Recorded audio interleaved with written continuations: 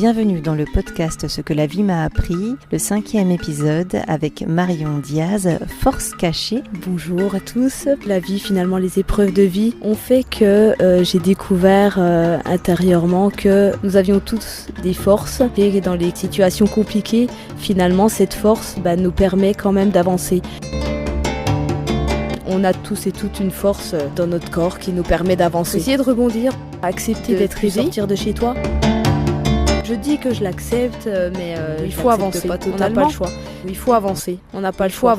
On n'a pas le choix.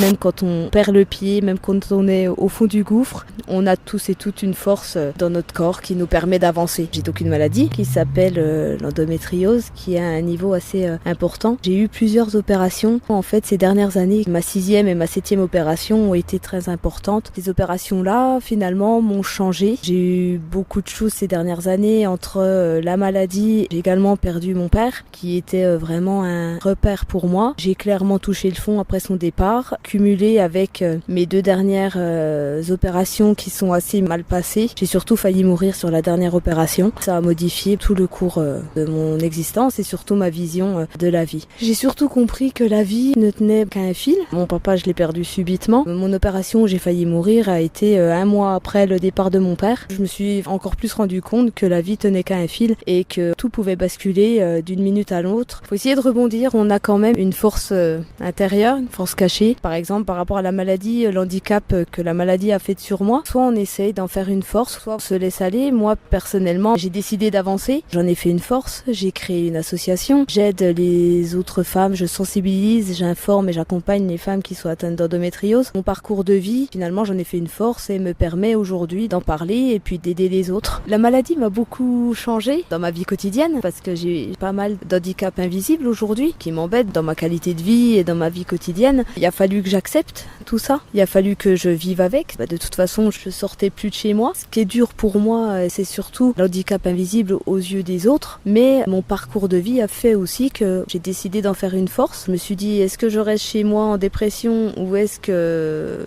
Voilà, j'ai fait le choix. Je me suis fait soigner, je me suis fait accompagner pour accepter ces handicaps invisibles, pour accepter la perte de mon père. Je me suis fait accompagner, j'ai relevé la tête et puis aujourd'hui j'avance. Et surtout, je me dis que la vie passe tellement vite et que tout peut basculer, quoi. On a tous et toutes une force intérieure, une force cachée, même quand on est au fond du trou, qu'on soit, alors moi, au niveau médical à la suite de mes opérations, quand on est alité, quand on ne sort plus parce que physiquement parlant on ne peut plus, il faut déjà accepter d'être aidé. J'ai très bien vu que toute seule, de toute façon, j'allais pas m'en sortir. La perte de mon père, les opérations que j'ai eues et celle surtout 1 mois après la perte de mon père où j'ai failli mourir, là je me suis dit clairement j'ai touché le fond. C'est pas dans tes habitudes de ne plus voir personne, de plus sortir de chez toi. Et la première chose, c'est d'accepter de se faire aider par un professionnel de santé ou même par des amis ou autres. Accepter de se faire aider. Moi, j'ai personnellement découvert le MDR qui m'a beaucoup aidé pour traiter mon choc psychologique et traumatique à la suite de la perte de mon père. Et en fait, grâce à ça, déjà de se faire aider, ça nous permet de relever la tête. Ensuite, il faut simplement décider aussi intérieurement toutes les étapes difficiles de la vie que l'on peut connaître, d'en faire une force et puis d'avancer. Et puis d'accepter surtout, parce qu'effectivement aujourd'hui j'ai plus ma canne, donc ça ne se voit pas finalement. Si on me regarde, on me dit Marion, ça va, toi tu es en forme, tout va bien. Non, tout va pas bien, personne ne me voit chez moi quand parfois je ne peux plus avancer, quand parfois je suis au fond de mon lit parce que j'arrive plus à me lever, quand je peux pas rester une journée entière sans canne parce que ma jambe ne marche plus. L'handicap invisible est très dur à gérer, donc moi j'ai décidé d'en faire une force. Ce qui est dur aussi, c'est d'accepter que ta vie n'est plus la même qu'avant, que ton physique n'est plus le même qu'avant aussi, que tu ne peux plus faire certaines choses. Moi avant je courais bien à un bon niveau, aujourd'hui je ne fais plus du tout le temps que je faisais et ça c'est quelque chose, faut être suivi aussi psychologiquement pour accepter, c'est surtout l'acceptation et c'est valable pour un deuil, c'est valable pour une maladie, pour un handicap, c'est important de bien se faire accompagner. Je suis suivie au centre antidouleur, je travaille aussi là-dessus avec un psy, forcément. Je dis que je l'accepte, mais je l'accepte pas totalement. J'ai quand même beaucoup changé aussi avec les traitements, avec tout ça, mais aujourd'hui je pense que j'ai fait un chemin. Je n'ai pas le choix que d'accepter. Je l'ai peut-être pas accepté totalement, comme la perte de mon père, mais voilà, on n'a pas le choix. Je crois que dans la vie, malheureusement, on est obligé de faire avec. De toute façon, il faut avancer. On n'a pas le choix. Et c'est là où notre résilience se montre aussi, parce que quand on est au fond du trou, on se dit toujours, mais on va jamais y arriver. c'est pas possible, je vois pas comment je vais faire pour y arriver.